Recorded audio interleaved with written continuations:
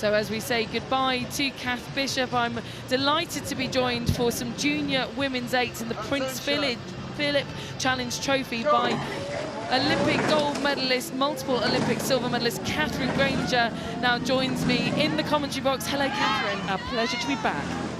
Well, and we're going to be treated to another one of these beautiful newish events. You know, last year, second year of it, running the Prince Philip Challenge Trophy between Headington School on the near side of your picture and the Winter Park Crew USA over on the Berkshire Station in the background. And Headington, holders of this trophy currently in its inaugural year. I know, first winners of it, they're going to want to hold on to it tightly, clearly. But it's wonderful. This is an event that's been campaigned on for so long. There's so many brilliant schoolgirls desperate to come here and compete. I know a lot of their coaches and leadership positions have all said, we want to see our girls competing down this course, and here we are.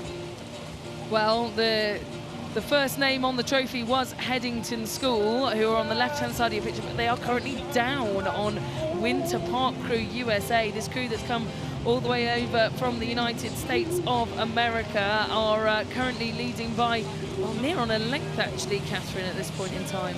Yeah, and they've settled into a really nice relaxed rhythm. You know, it's as if they're, because Henley can be quite a different, if you've not been to this regatta before, it's in some ways it's such a different event, can be quite overwhelming. But this crew from Winter Park just relaxed into owning the course at the moment, and certainly not intimidated by that Headington title holders. No, absolutely not. And they've travelled here all the way from Florida. They were the Scholastic champions from the Youth Cup, Florida State champions.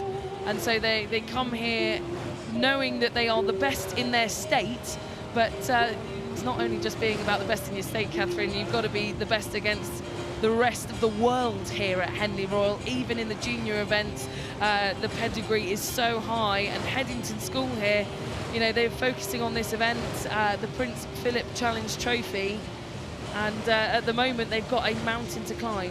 They really do, and you know, Headington, and the race they had yesterday, they had a very strong, fast start and sort of dominated the race, and that's when in an 8 you settle, you feel comfortable, you feel control, the confidence builds and builds down the course.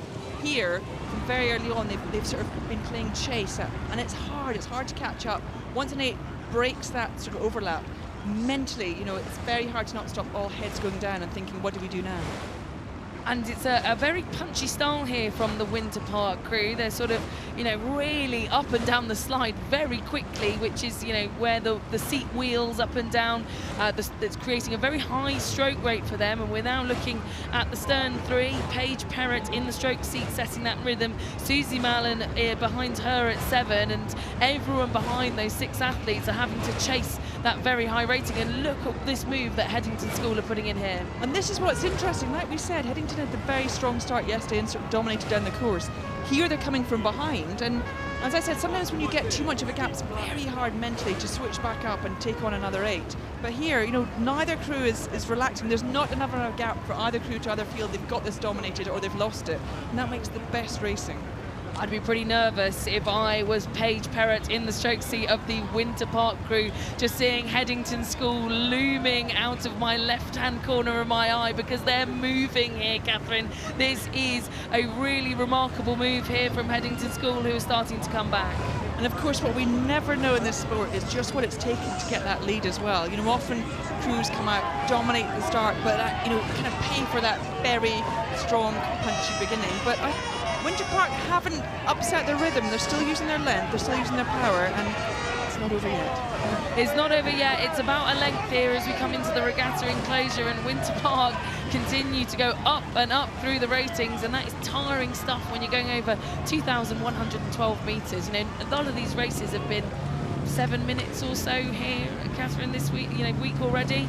It's a long way to go, and this final third of the course, if you are tired and you can't mount that sprint, Headington look really relaxed here still at this point. They do, and you know, fair play to them. There's not a sense of panic. That they're obviously not in the position they want to be at this point in the race, but they've got a race plan. And this is always, for me, really key what a cox will be doing in this situation. In both crews, the cox really becomes the leader of the boat in a very tight race. What are they going to be saying? How are they going to be keeping the relaxation, but also that intensity? Because the cox will see the finish line now. We're getting very close to the end, but for the crew, they just know it's not comfortable yet.